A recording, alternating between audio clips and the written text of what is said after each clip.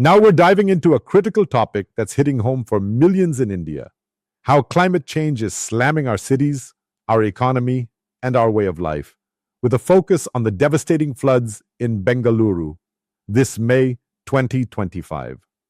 Picture this: state disaster response teams navigating boats through the streets of Bengaluru, evacuating residents from a flooded neighborhood. Heavy pre-monsoon rains dumped over 100 millimeters of water in a single day, submerging parts of India's tech capital, killing at least 3 people, including a child, and bringing businesses to a standstill. It's a heartbreaking scene, and it's not an isolated incident. This kind of flooding is becoming a tragic pattern, and it's a wake-up call about the bigger climate crisis we're facing. Let's start with Bengaluru's story. This wasn't just a freak rain. Unseasonal torrential downpours hit the city before the monsoon even officially began, triggering flash floods that turned streets into rivers. From newly built suburbs to major IT campuses, large swaths of the city were underwater. In one tech park, a compound wall collapsed under the pressure of the water, tragically crushing an employee. Homes and shops in low-lying areas were swamped, and viral videos showed people wading through waist-deep, muddy water alongside stranded cars. The government stepped in, deploying inflatable boats to rescue people from inundated neighborhoods, but the frustration was palpable. The deputy chief minister called for calm, but social media was ablaze with anger over what many called crumbling infrastructure. Urban planners have been sounding the alarm for years. Bengaluru's drainage system and lakes, which once acted as natural buffers, have been choked by rapid, unchecked development. Lakes have been paved over, storm channels blocked by construction, and over 90% of the city is now covered in concrete, meaning even moderate rain has nowhere to go. Experts are clear: Bengaluru doesn't flood because of its terrain. It floods because of over-urbanization. The response? Local and state authorities have promised action, like identifying 210 flood-prone zones and investing 2,000 crore rupees, about $250 million, to build new storm drains and retention infrastructure. By early 2025, they claim to have fixed 166 of those hotspots and built nearly 200 kilometers of new drains. But as this year's floods prove, it's not enough. Bengaluru hasn't had an elected city council since 2020, which means there's been little accountability for basic upkeep like clearing drains. Urban planners are pushing for a sponge city approach, restoring wetlands, creating recharge wells, and building parks to soak up runoff. Without these changes, they warn, floods will keep getting worse, especially as the climate warms. The stakes are huge. Beyond the immediate damage, repeated flooding could tarnish Bengaluru's reputation as a global tech hub, potentially driving businesses and talent to other cities. This isn't just Bengaluru's problem. It's a national crisis with a massive economic toll. Climate disasters are hitting India's economy hard, costing billions every year in direct damages and ripple effects. In 2023 alone, natural catastrophes caused around $12 billion in losses, way above the decade's average. Over the past 30 years, India has lost $180 billion to extreme weather, floods, cyclones, droughts, heat waves, and 80,000 lives. Infrastructure takes a beating. Roads, bridges, power lines, and railways get wrecked, racking up huge repair bills and halting economic activity. For example, in Mumbai's 2025 rains, a city road collapsed and a metro construction site was flooded. In Bengaluru's 2022 floods, traffic intersections turned into lakes and power outages hit because transformers were submerged. These failures cascade. A cut highway disrupts supply chains, power outages stop factories, and digital services go offline. The World Bank has pointed out that developing countries like India suffer especially because our infrastructure isn't built to handle these new climate extremes, leading to frequent disruptions that cost billions. The indirect impacts are just as brutal. Floods shut down businesses, keep workers home, and grind cities to a halt. In Mumbai, a single severe flood day can cost millions in lost commerce.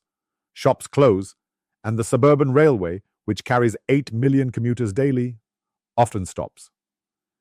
Industrial production slows if workers can't get to factories or power is out.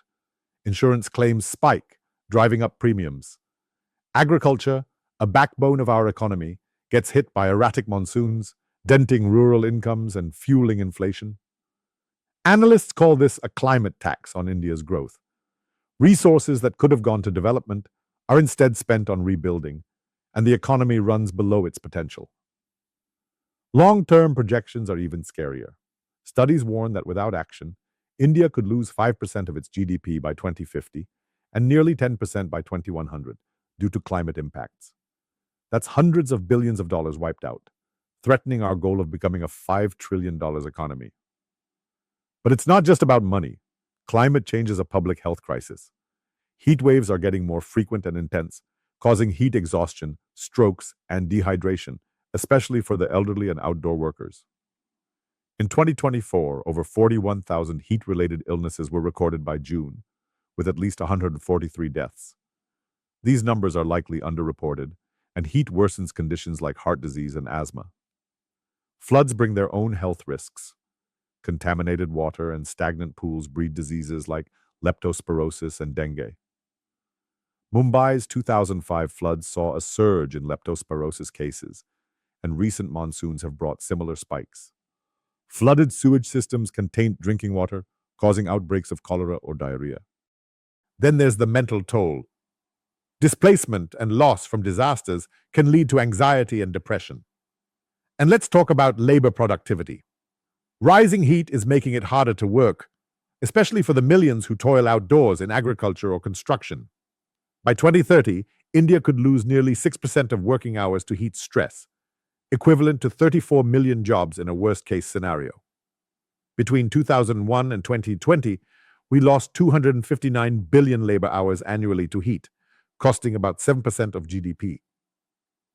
This hits the poorest workers hardest, deepening poverty and inequality. Climate change is also driving migration. Floods and cyclones displace millions every year, 5.4 million in 2024 alone, the highest in a decade. Slow onset issues like drought and sea level rise are pushing people out of rural areas too. A 2022 survey found that 1 in 3 Indians has considered moving due to climate impacts, and 14% already have. By 2050, up to 45 million could be forced to migrate internally, overwhelming cities already stretched thin. This could strain housing, water, and jobs, potentially sparking social tension. We need policies to make rural areas more resilient and to prepare cities for newcomers, or we'll just shift the risks around. Looking ahead, the long-term risks are staggering.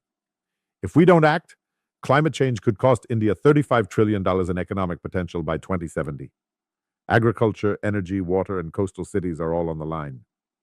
But it's not hopeless. Investing in resilience and a low-carbon path could limit GDP losses to 2% by 2050. India's policy response is picking up.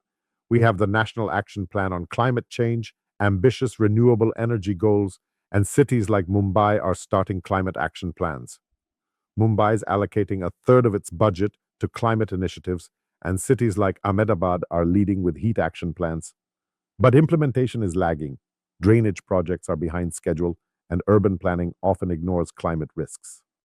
We need to mainstream climate into every decision, from highways to city plans, and enforce rules against building on floodplains. Globally, India is not alone, but our scale is unique. We're among the top 10 countries hit hardest by extreme weather, and our dense population and climate-sensitive sectors make us especially vulnerable. Richer countries like the US can absorb big disasters better, but a $100 billion hit here would be catastrophic. We need international support, climate finance, and tech transfers to adapt. India is also sharing its own successes, like cyclone early warnings that have slashed death tolls. Nature-based solutions, like restoring mangroves or urban green spaces, are gaining traction too. So, what's the bottom line? India's at a crossroads. Climate change is already costing us lives, livelihoods, and billions in damages. Cities like Bengaluru, Mumbai, and Delhi are sounding the alarm with every flood and heat wave. We can't keep patching things up reactively. We need bold, proactive adaptation. That means robust drainage systems, green urban planning, early warning systems, and sustainable water management. It's not just about saving our cities, it's about securing our economic future and the well being of 1.4 billion people. The choices we make now will decide whether India's growth story thrives or buckles under the weight of climate change. Let's push for action, because the time to climate proof our future is right now.